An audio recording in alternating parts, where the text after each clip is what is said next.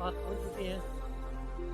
हाँ, अजय सर, ये जो एक बहुत मशहूर मंदिर है और इसको हम बृजराज स्वामी का मंदिर कहते हैं। बृजराज स्वामी भगवान श्री कृष्ण से जुड़ा हुआ है शब्द, क्योंकि वो ब्रिज के थे।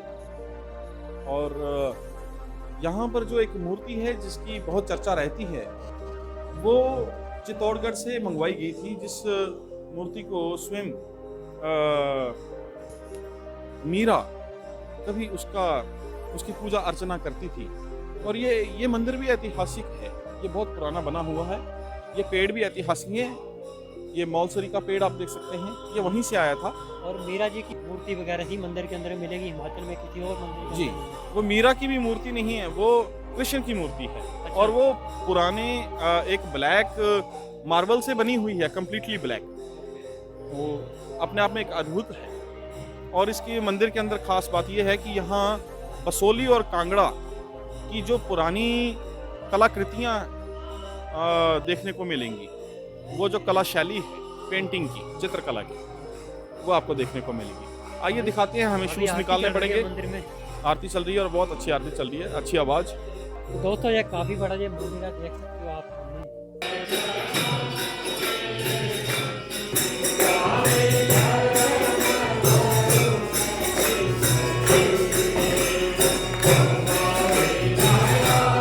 तो दोस्तों अभी हम मंदिर के अंदर पहुंच चुके हैं, तो चलो मिलवाते हैं आपको पंडित जी से और जानते हैं इस मंदिर की पूरी हिस्ट्री।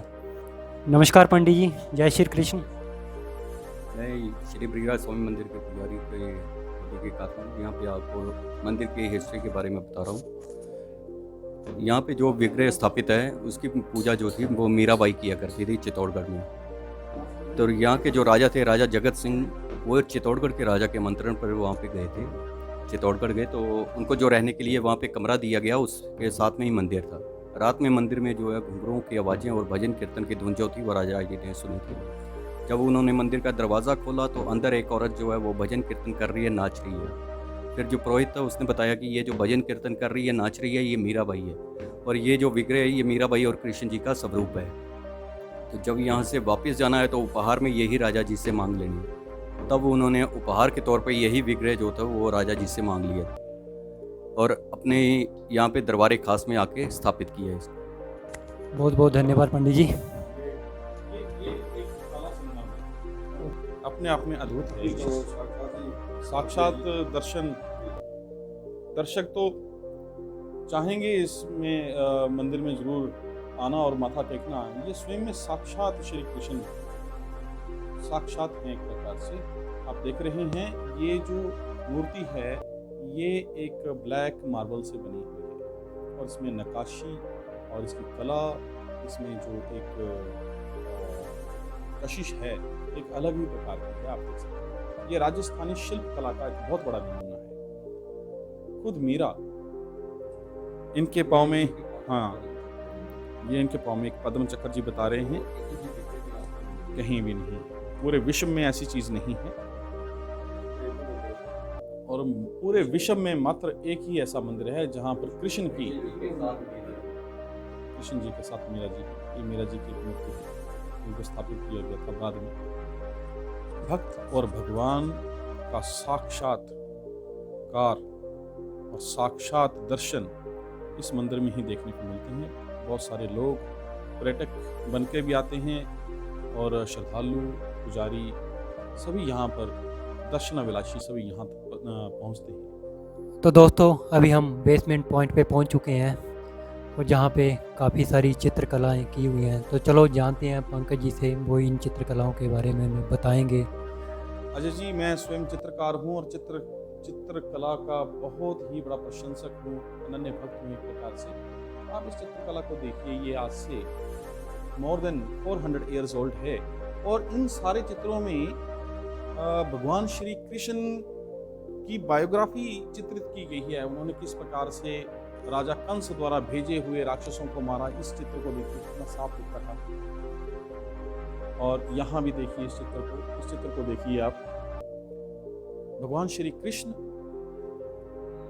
की जो अर्ली बायोग्राफी है वो सारी की सारी चित्रित की गई है। और ये, हाँ, उनकी कहानी जो उनके एक हीरोइक एक्ट की कहानी है, कैसे उन्होंने अपने सगे मामा कंस जो कि राक्षस और एक विकृत रूपी व्यक्ति था, उसको कैसे हराया, कैसे मारा, कैसे उसके लोगों को उसके द्वारा भेजे हुए राक्षसों को मारा। अब इन चित्रों में देखिए आप बहुत सारी बारीकियां इसमें दिखती हैं, उस वक्त के लोगों के कैसे ब्रश रहे, कैसे कलर्स रहे, कैसे पेंट रहे, कैसी सोच रही। लेकिन इन सब चित्रों में यदि आप देखें तो ये कहीं ना कहीं कांगड़ा शैली और बसोली का मिला जुला सा रूप है। राजस्थानी चित्र शैली भी इसको कहा जा सकता है। लेकिन इसमें जैसे आप इस फेस को देखें, थोड़ा क्लोज करें, ये फ्रंट फेस है, ये देखिए इसका फ्रंट फेस दिखाया जा रहा है, जबकि यहाँ पर साइड फेस दिखाया जा रहा है। ये बसोली में आपको फ्रंट फेस भी दिखा देते थे, कांगड़ा शैली में मोस्टली इसमें दिखाते थे जैसे साइड फेस, लंबी आंखें, तीखी नोज। जी किले का निर्माण भी बताया गया, किले का हाँ तैयार किया बताया गया है। बिल्कुल बिल्कुल, ये इस किले का नहीं है, एक इमेजिनेटिव बनाया गया है। ये वही मथुरा का एक किला दिखाया गया है, शायद ये एक काल्पनिक किला दिखाया गया है। लेकिन हाँ, ये सारी एक्टिविटीज उसके अंदर दिखाई गई हैं, कैसे कैसे हुआ करती थी। ये चित्रकला ऊपर ऊपर तक, यहाँ से 20 फुट ऊपर तक भी बनाई गई है। ये बहुत सुंदर चित्र, बहुत ही प्रॉपर सिमेट्री से बने हैं। और इन सुंदर चित्रों के साथ साथ आप देखिए जो ये डिज़ाइंस हैं, इनकी बारीकी है। मैं खुद इनको टच नहीं करना चाहूँगा, बस अपनी नज़रों से छूना चाहूँगा इनको और आत्मसात करना चाहूँगा। ये देखिए इनमें कितनी बारीकी है, क्या रहा होगा उन चित्रकारों के मन में। तो हम चाहेंगे कि ये प्रिजर्व हो। अब छोटी छोटी चीज़ें हम नोट कर रहे हैं, या मैंने एक स्पाइडर नोट किया है, बहुत ही सुंदर, बहुत ही अच्छा, बहुत ही नकाशी। ये क्या ब्रश रहे होंगे, ये क्या पेंट रहे होंगे। कहीं जॉन कीट्स की वो कविता मेरे मन में गूंजती है, ऑड ऑन ग्रेशियन अर्थ, उसको देखकर, beauty is truth and truth beauty, सत्यम शिवम सुंदरम।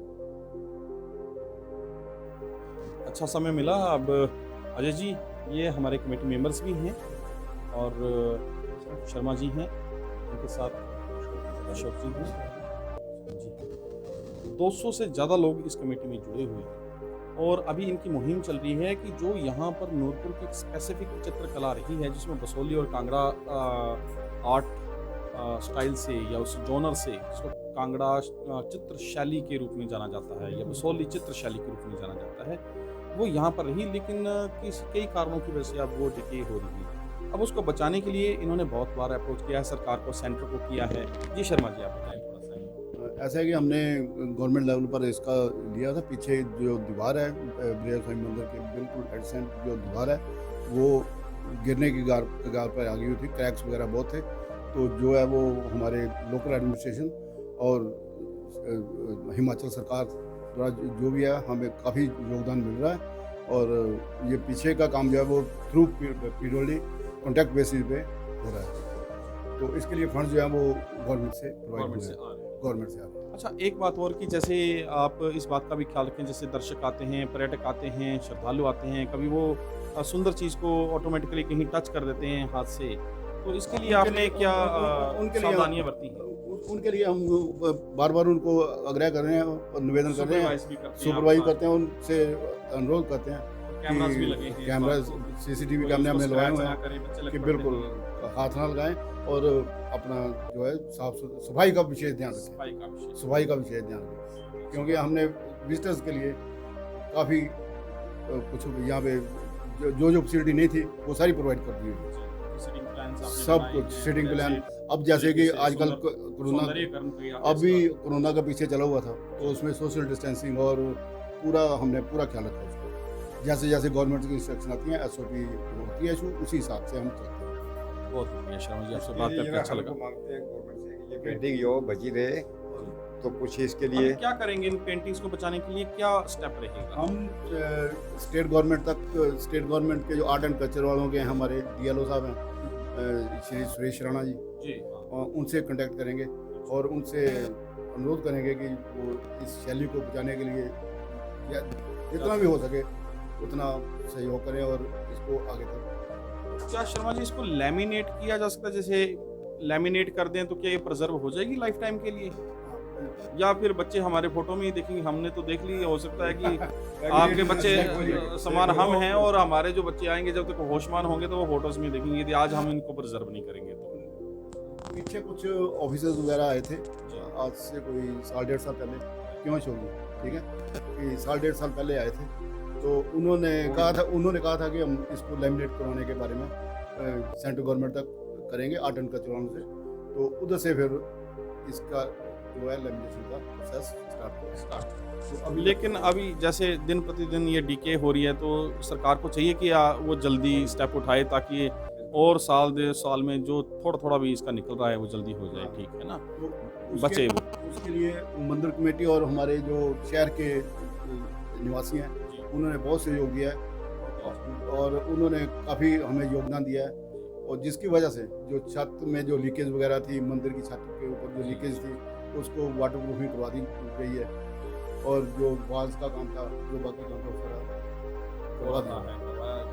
अब देख भी सकते हैं आप, वहाँ पर इन्होंने बहुत सारे काम करवाए हैं। तो ये सारे क्रैक्स 1905 के भूकंप में आए पड़े थे या उसके बाद भी पहले भी पड़े, क्योंकि बहुत पुराना है। ये 400 साल तो इनको आए हुए हैं, हाँ हाँ, मूर्ति पे आए हुए हैं। मूर्ति को आए। तो उससे पहले का ये फोर्ट राजा का दरबार था, तो 800 साल इसी प्रकार के जो अपहीवल्स रहे होंगे धरती में, छोटे छोटे भूकंप वगैरह कुछ भी, या अटैक्स रहे, फोर्ट बना है। फोर्ट बना है। तो नजरे 400 साल और 800 साल पुरानी हिस्ट्री है। पुरानी हिस्ट्री हमने पढ़ा है कि ये 10वीं शताब्दी के आसपास धमेड़ी धमड़ी के नाम से ये एक छोटा सा कस्बा हुआ है। अशोक जी, आपसे बात करके बहुत ही अच्छा लगा, बहुत बहुत धन्यवाद आपका जी। आज का तो दिन सोने पे सुहागा जैसा दिन हो गया। आपने किला भी देखा, और आपने मंदिर भी देखा। आपका भी धन्यवाद करना चाहता हूँ, आप यहाँ पे हमें मिल गए और आपने पूरे मंदिर की स्टोरी बताई। आपका भी धन्यवाद। और मैं चाहूँगा कि दर्शक देखें, यहाँ पर आएँ भी, लेकिन आएँ तो किसी चीज़ को नुकसान ना करें।